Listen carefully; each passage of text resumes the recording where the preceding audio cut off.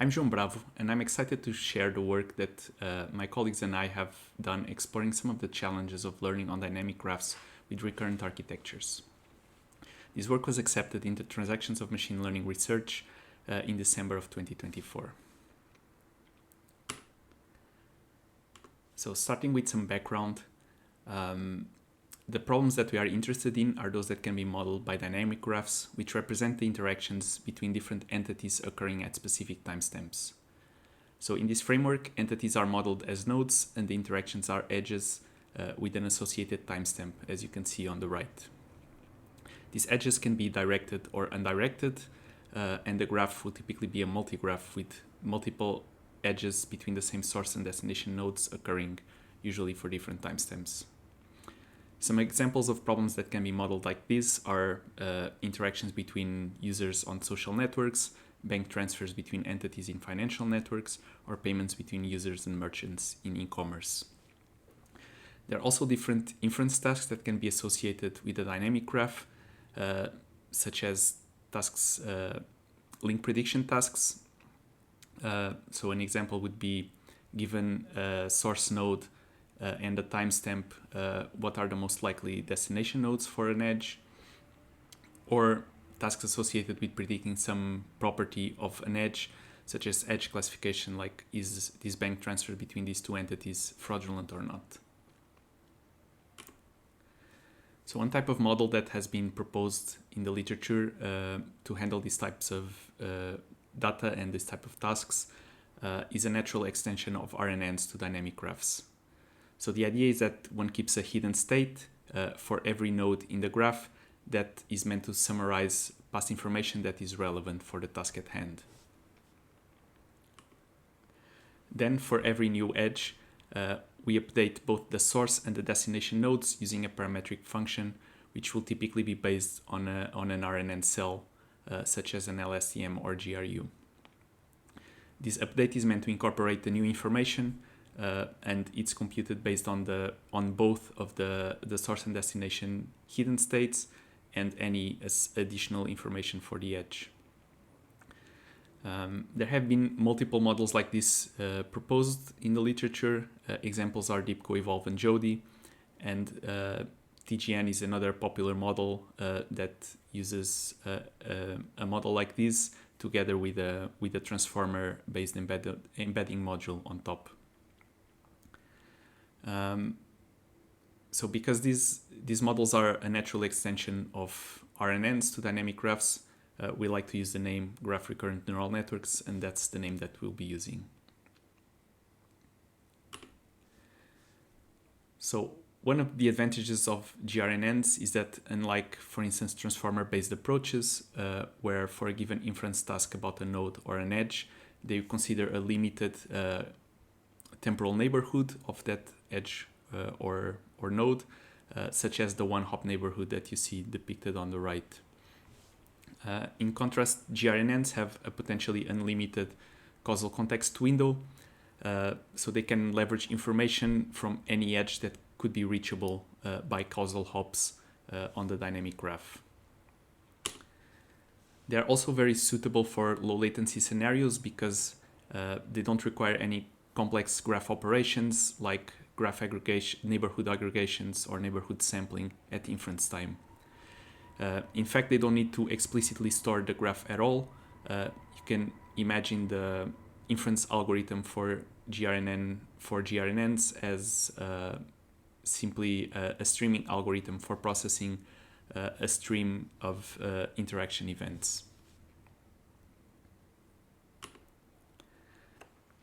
However, the fact that GRNNs have an unlimited context window can also pose some challenges when it comes to training these models. So if we backpropagate to time, starting from any loss, the further back we go over more updates, the more nodes get involved in the computation. This number of nodes can grow exponentially the further back we go, and eventually encompass the entire universe of nodes. This poses two main issues. So one is that in general we won't be able to find cliques of nodes that don't interact between each other, and so we can't form mini batches that way. And this forces us to consider the whole graph as a unit. However, we can't run backpropagation through time on this entire graph because that would require storing the entire trajectory of hidden states for every node. And this doesn't really scale to large graphs. So there have been different proposals on how to do this batching in the literature, and you can check our paper for more details, but they all make essentially the same compromise. So they consider batches of nodes by splitting a stream of interactions ordered by time over this time dimension. Then, similar to how truncated backpropagation works for RNNs, the states are propagated forward between one batch and the next, but the backpropagation is truncated, and so the gradients never flow across batch boundaries. So going into a bit more detail on this, assume that we start from hidden states initialized at 0. At the end of a first batch, we would have hidden states that are a function of the model parameters. These states are passed on to the next batch, but when it comes to backpropagation, this backpropagation stops at the initial states for the batch. And so this essentially ignores this dependence of the initial states on the network parameters. Note also that while there might be more updates, multiple updates per batch, these updates will typically occur for different nodes, especially as the graph grows larger. So in practice, this is in fact a very extreme version of truncated backpropagation through time, since typically any node will only be updated once in a batch, and so we are effectively truncated at a single step. Our hypothesis is that these incorrectly calculated gradients may lead to failure to learn of the model to learn to leverage long-term dependencies. So on the one hand, we have these GRNN architectures that promise us infinite context lengths, but in practice, we are using these very short-sighted gradients that handicap these models. So our contributions is to confirm that, in fact, this truncated backpropagation can lead to loss of performance. And we do this in two ways. First, we develop a synthetic task that requires memorizing long-term past edge information, and we show that truncated backpropagation fails to learn this task, while full backpropagation can learn it. We also try some experiments on public benchmarks where we can still do full backpropagation through time, and we show that it generally outperforms the truncated version. Our synthetic task is a simple edge regression task, where the goal is to predict a numerical target value for each edge. To do so requires learning to memorize information that has occurred at m edges prior to that. We can then adjust m and thus the difficulty of the task, with larger m's requiring longer-term memorization. So the way that this task works is that we have an internal state for each node in a universe of nodes. And this state is a first in, first out queue, which is initialized to 0. Then the dynamics are that we sample an edge by selecting two nodes and an input at random. Then for the two selected nodes, we pop the first element, the top element from their queues, and we sum it to form the target that needs to be predicted. We also take each of these elements and we average it with the input and then insert it into the counterparty's queue. So at the end of an edge, we have an updated state for the two nodes that are involved in that edge, and we also have the edge outputs, which a model will be able to see. So the source node, the destination node, the input, the random input, and the target that needs to be predicted. So a model will have to learn these dynamics in order to successfully be able to predict the Y.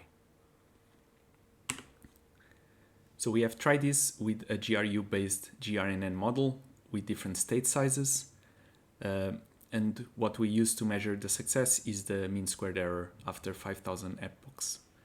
So each epoch is essentially a fresh new graph where we sample 1,000 edges using the previously described dynamics using a universe of 100 nodes. What we find is that full backpropagation is able to learn to solve the task for all m, but truncated backpropagation struggles, in particularly as m increases, its performance grows closer and closer to a baseline that is always predicting 0.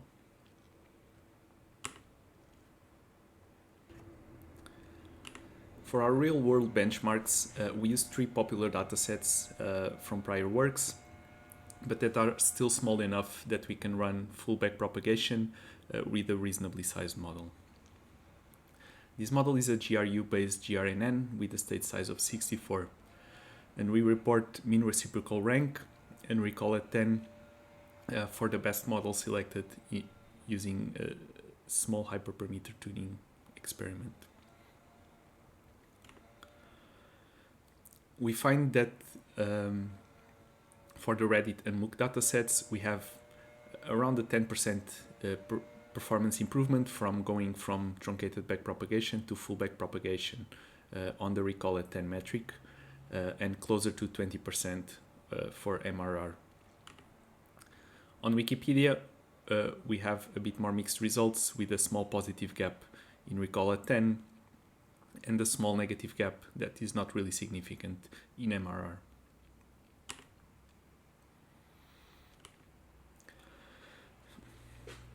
So we have shown that truncated backpropagation through time can indeed limit the performance of GRNN models.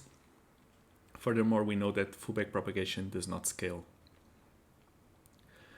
So we find that this makes it approaches that are based on forward mode instead of backwards mode automatic differentiation to be worth exploring. So examples of this would be either simplified recurrent architectures with full real-time recurrent learning, or alternatively adapting these stochastic low-rank approximations or even deterministic approximations to RTRL. So 2 examples of these are given below, WRU and KF RTRL. Thank you for listening.